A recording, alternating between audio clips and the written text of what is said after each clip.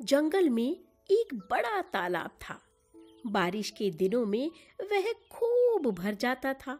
उसका पानी कभी नहीं सूखता था। उसके किनारे जंगल के जानवर आते थे, पानी पीकर फिर जंगल में चले जाते थे।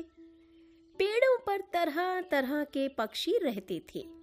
पक्षियों के मधुर कलरव से तालाब का वातावरण मधुर बना रहता था। हिरणों के छोटे छोटे बच्चे और खरगोश तालाब के किनारे कूदते फिरते थे। तालाब में बहुत सारी मछलियां थीं। वे भयभीत रहती थीं।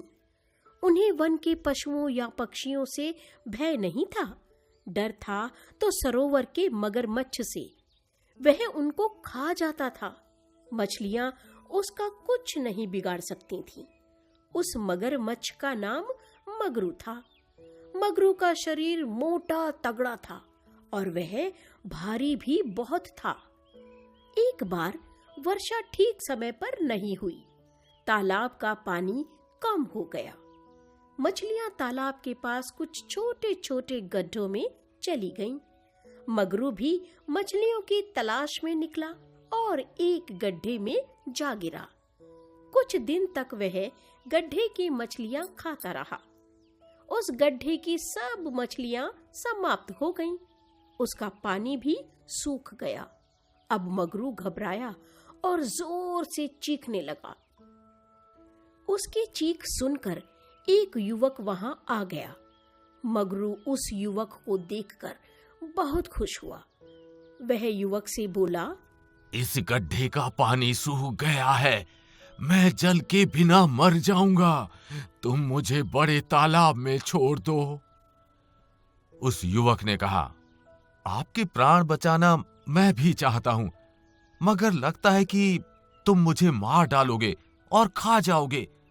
मैंने अपनी नानी से ऐसे कई किस्से सुने हैं कि मगरमच्छ आदमी को खा जाता है।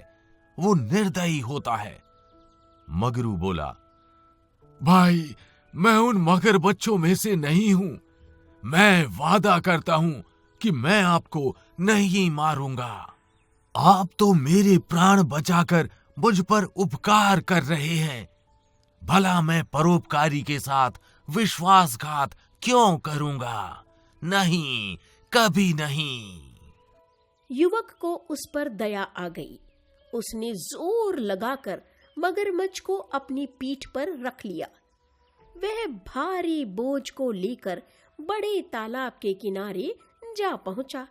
उसने वहीं मगरू को अपनी पीठ से उतार दिया।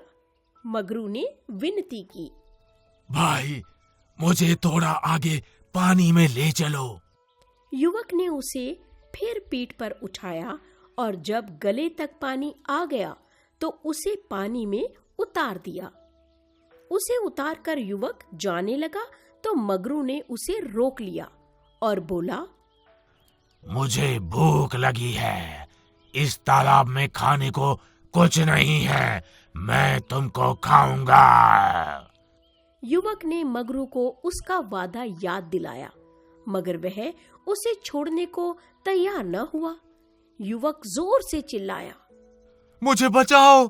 युवक की आवाज सुनकर जंगल के जानवर जमा हो गए। पक्षी भी पीछे नहीं रहे। खरगोश, लोमड़ी, सियार, हाथी सभी वहां आ गए। लोमड़ी ने हाथी से कहा, मामा, इस युवक को मगरू से बचाना है, कोई तरकीब बताओ।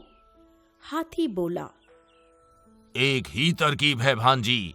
सब जानवर मिलकर तालाब का सारा पानी पी लें तो तालाब सूख जाएगा।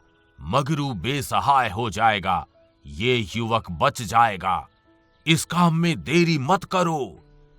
जंगल के जानवर पानी में उतरकर पानी पीने लगे। उधर हाथी भी पानी को सूंड में भरकर किनारे रेत पर छिड़कने लगे। तालाब का पानी घटने लगा। मगरू पानी को घटते देखकर रोने लगा। मगरू बोला, हाथी मामा, तालाब में पानी नहीं रहा तो मैं जी नहीं पाऊंगा। आप सब जानवरों से कहें कि वे पानी ना पिएं, आप भी पानी ना छिड़कें। हाथी चिंघाड़ा और बोला, तुम तुरंत इस युवक को छोड़ दो, हम तुम्हारे लिए पानी छोड़ देंगे। मगरू ने तुरंत उस युवक को छोड़ दिया। युवक जल्दी से जानवरों के पास आ गया। जानवर अब भी पानी पीते रहे। मगरू फिर गिड़गिड़ाया। इस बार लोमड़ी बोली, मगरू भैया, तुम वादा करो कि कभी किसी को नहीं सताओगे, किसी को नहीं मारोगे, जल में रहो और जल में ही खाओ पियो। मगरू ने कहा, ठीक है बहन, अब मैं किनारे पर आकर किसी जानवर, पक्षी या आदमी को नहीं सताऊंगा, मैं वादा करता हूँ। जानवरों ने पानी पीना बंद कर दिया। हाथी ने युवक के कंधे पर अपनी सूंड रखकर कहा, आज के बाद किसी दुष्ट की मदद मत करना, दुष्ट मदद करने के लायक नहीं होते हैं। आराम से घर जाओ, तुम्हारे घर वाले तुम्हारा इंतजार कर रहे होंगे। युवक ने सभी जानवरों का धन्यवाद किया और फिर घर चला आया।